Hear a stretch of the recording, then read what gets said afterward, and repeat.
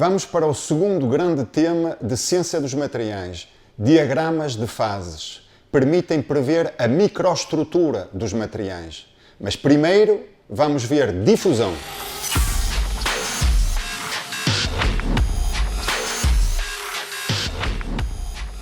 Vamos passar agora ao tema do diagrama ou diagramas de fases. Nós vimos na estrutura dos materiais que a maior parte dos materiais consiste em policristais e cada cristal corresponde a uma determinada orientação, a um determinado empilhamento dos átomos.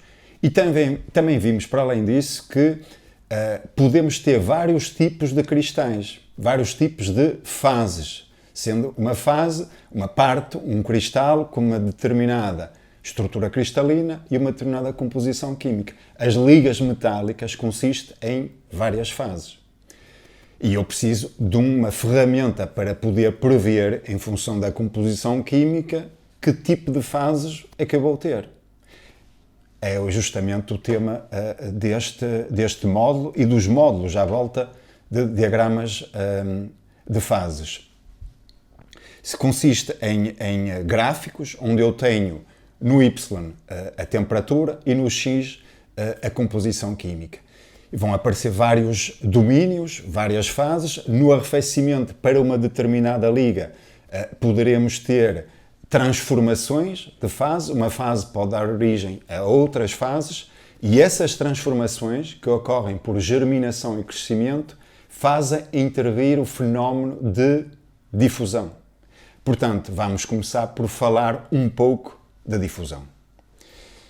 Imaginem então que temos dois blocos de metal que colocamos um junto ao outro, um bloco de zinco e outro bloco de cobre.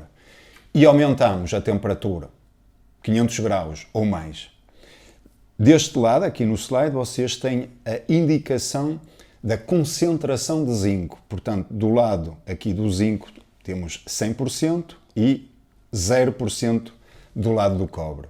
Mas com o tempo, a alta temperatura, o que vai ocorrer é que vai haver difusão dos átomos de zinco para o cobre e difusão dos átomos do cobre para o zinco. E a concentração, que inicialmente era de 100% do lado do zinco e 0% do lado do cobre, vai alterando-se com o tempo até ficar uniforme, até termos uma solução sólida de cobre no zinco ou do zinco no cobre. Estão a ver? Uma mistura homogénea de um no outro. E este movimento de átomos que ocorre, neste exemplo, justamente chama-se difusão. Okay? A difusão ocorre porque, mesmo no estado sólido, os átomos conseguem mover-se. Muito menos do que no estado líquido, mas conseguem. E quanto mais alta for a temperatura, mais fácil é justamente a difusão. Como é que eu posso descrever matematicamente este movimento de átomos? Bom, podemos utilizar a lei de Fick. Fick é o pai da difusão. Tem esta equação e tem muitas outras. Esta é a mais simples, ok? O que é que diz esta equação? Diz que Jx, o que é Jx? É a quantidade de matéria que se está a deslocar, é igual a D, D é o coeficiente de difusão, representa um pouco, se quiserem, a velocidade de difusão. Quanto mais alto for o D, mais rápida é a difusão. E o C, este C aqui, é a concentração, portanto, DC, dx, digamos que é o gradiente da concentração. O que esta equação diz é que os átomos vão deslocar-se das zonas muito concentradas para as zonas menos concentradas. O que faz sentido, que é aquilo justamente que ocorreu aqui. Os átomos do zinco vêm para aqui, para o lado do cobre.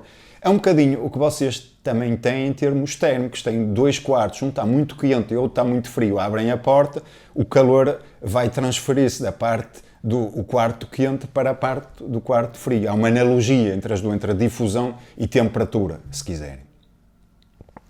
O coeficiente de difusão, o tal parâmetro que dá uma ideia da velocidade de difusão, é tanto maior quanto mais elevada for a temperatura, até exponencial, até segue uma equação do tipo Arrhenius.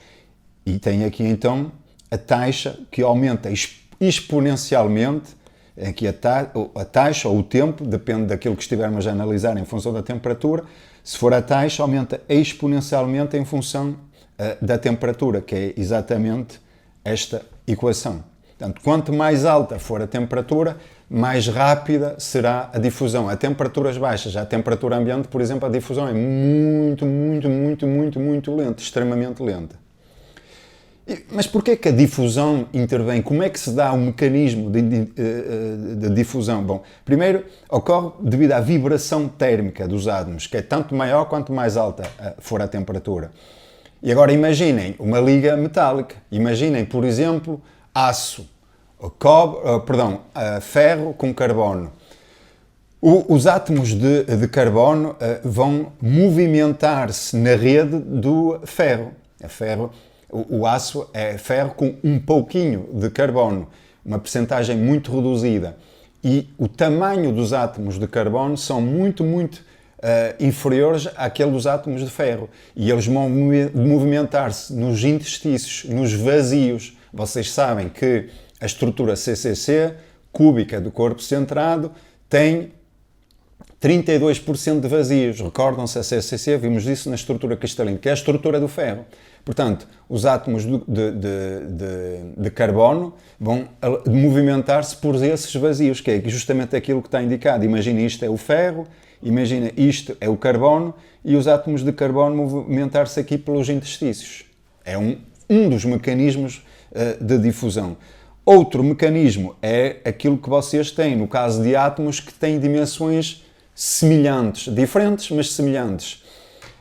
Aqui o que vai acontecer é que os átomos do soluto vão movimentar-se devido aos defeitos que existem sempre nos átomos de solvente, que é aquilo que vocês têm, por exemplo, no caso do cobre e do zinco que vimos inicialmente. E aqui está representado esquematicamente, tem aqui uma lacuna, uma falha aqui, não falta aqui algum átomo, mas permite aos átomos do zinco, por exemplo, movimentar-se na rede do cobre. O latão é uma liga de cobre mais zinco, por exemplo. Isto são os mecanismos principais, a chamada difusão em volume. Depois tem outros mecanismos. Digamos que o material tem uma espécie de curto-circuitos criados por defeitos que ele tem. E existem vários tipos de defeitos, sendo que os principais são as locações, são defeitos lineares, e as outras são as juntas de grão que nós já vimos até agora. Nas juntas de grão, a difusão é facilitada porque há mais espaço, há mais zonas desordenadas que permitem uma difusão mais fácil. Mas a difusão em volume ainda é aquela que representa a maior parte da difusão.